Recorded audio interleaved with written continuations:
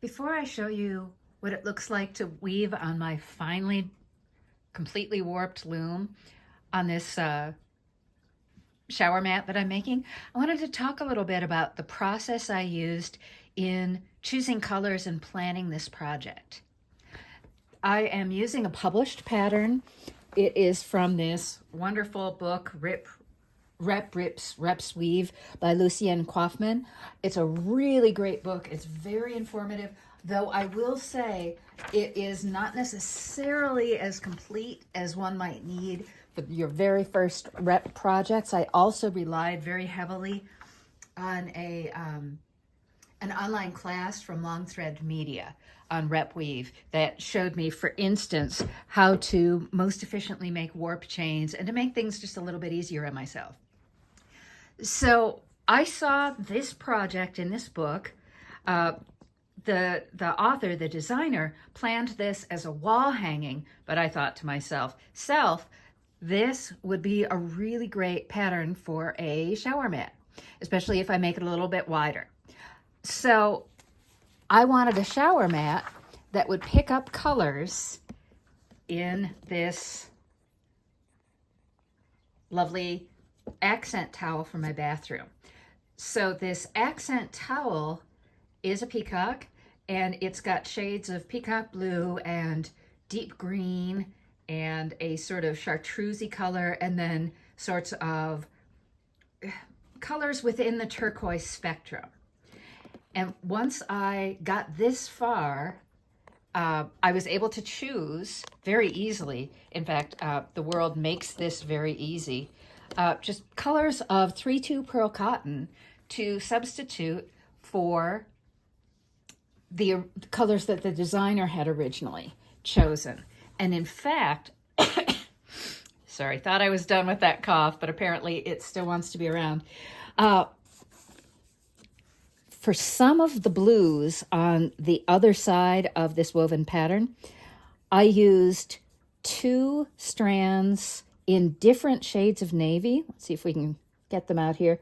It's going to be really hard to see without a super bright light, but we'll see how we do. I used 2 strands of different shades of blue. Why 2 strands? Because they were thinner than the 3-2 cotton I was using for most of this project. You can see at a glance that most of this yarn is 3-2 cotton, but where I didn't have, and also I wanted to spend as little money as possible buying new yarn because I have so much yarn, I didn't really need any more. So to use up yarn that I already had, I just picked finer colors, and let's see if this light will make it any clearer. I just picked finer yarns and actually loved the fact that they were 2 different shades, because it will not at all be obvious immediately, but the closer one gets to this fabric, the more you'll be able to see just variations and sort of depth.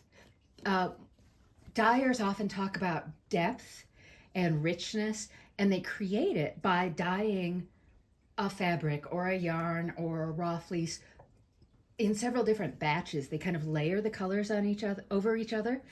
Well, in weaving, that's a similar effect can be achieved by using 2 colors that are really, really close but not identical. And you can actually have an awful lot of fun with that. So I chose colors that were going to not match, but mimic the colors in the original pattern. And this is playing out really well. I mentioned earlier, I did not sample, and that is a risky business. I often refer to it as going commando. And oh my gosh, if you have ever heard any of my colleagues at Czech Spindle Company talk about weaving, they're like, sample, sample, sample. And I'm in the same boat. I too firmly believe in sampling, but every once in a while, I want to throw caution to the wind and just see what's going to happen if I don't sample. And when I say sample, I knew how these yarns were going to behave. I could calculate the width of my project based on the number of yarn ends, warp ends, 520 warp ends. That part was easy. So I knew how these yarns were going to behave because I've used them all before. The big risk, such as it is, was that I could not tell how well or badly the colors were going to work together. But since they worked in this towel that was my inspiration, I said, yeah, it'll be fine. It'll be fun. So you will notice when you compare the original to mine that the original design does colors all within the blue and green family. And I've got these big stripes of rust in here, which, by the way, again, since I already had this color but in a skinnier yarn, I just used 2 ends in place of 1.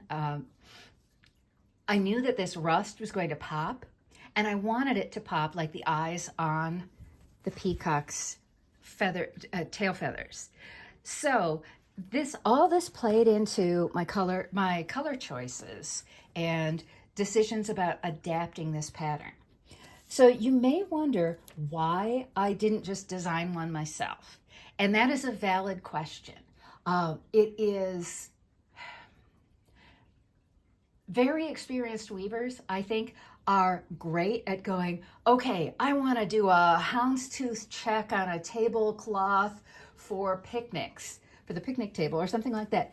And they will quickly and easily, I feel, calculate the math and run the design and do everything mostly from scratch, though it is they will also often choose a pattern from a stitch dictionary, a weave, like a hand weaver's pattern book. And all of this is valid. But this is a really complicated pattern.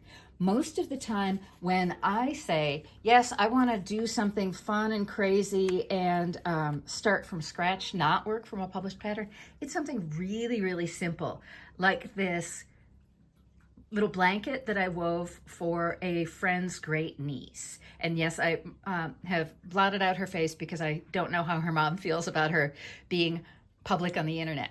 So this blanket and the one I made in shades of blue for her sister, these were so simple that I had no problem just going, okay, it's going to be plain weave, it's going to be this wide, it's going to use these colors in the weft, and the sampling I had to do were whether the white warp that I ultimately chose would work better or not as good as, say, a light gray warp or a black warp or something else. So I did want to play with colors there and test things out, because I have learned that sometimes the plan you have, the thing you think is going to work really well, doesn't work at all. I also needed to see how these yarns would behave. So on this one, the planning was super simple, and honestly, most of the time spent before I got the blankets warped on the loom was spent in sampling and testing out color combinations and yarn performance. In my view, both these approaches are valid, and especially when you are just starting to weave, it is, oh my gosh, life gets so much easier if you see an already published pattern that you can just adapt. The math is done, the yarns are chosen, but take a chance. Try swapping out a color or all the colors. Try a different tettling scheme. Try a different something. And build up your confidence. Build up your experience. That's really what this is about, is how comfortable am I taking a big chance that's going to involve a lot of time that might not work out. And that, again, is another reason to sample. So there are many, many different ways to sample. You can warp up a rigid heddle loom, which is ultimately what I did with these little blankets first. I have a 15-inch flip rigid heddle loom, and I just warped up about 10 inches. You want a pretty decent sized sample so that you can accurately measure how much shrinkage the yarn is going to go through in the finishing process. You can, I have a Zoom loom from Shaft that is really, really good for trying out color combinations. Um, there are other simple little tiny looms you can use and buy. And these are all really good ways just to start narrowing down the range of possibilities. Because for me, who's more of a technician than a designer, I've never been one to go, okay, I've got a totally blank slate. What do I want to draw? What do I want to make? What do I want to do? I tend to get inspiration from looking at other people's designs and then I go, okay, so if I did this and that and the other thing, this is how I would turn a basic thing, or even in this case, a really complex thing, into the thing I want that fits my world.